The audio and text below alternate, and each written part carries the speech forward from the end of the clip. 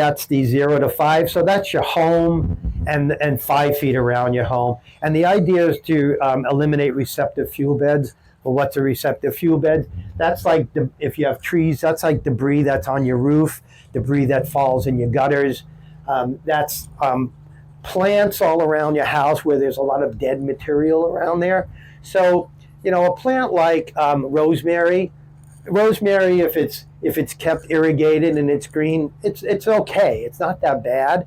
But having it right near your house, I mean, if you have rosemary and it's not pruned up, and it's kind of dense, if you can reach your hand in that rosemary and pull out a handful of dead material, then it needs maintenance and it needs pruning, and that's what the hazard is. That's a receptive fuel bed.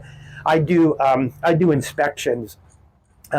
We have an ambassador program in Moraga, Orinda, and we're volunteers, and we just go to homeowners and we just work with them. We walk their property, and 9 times out of 10, I can do that. Either rosemary or ivy or all this other stuff that grows on people's hillsides. And I just reach my hand and I say, this green, they say, this is okay, right? Ivy. I go, well, the ivy itself isn't that bad. And I reach my hand in and I pull out a handful of dead material. I go, this is what's not okay. The green is okay. That's irrigated. It's on a hillside, but it's all this dead material that's not okay. 0 to 5 feet.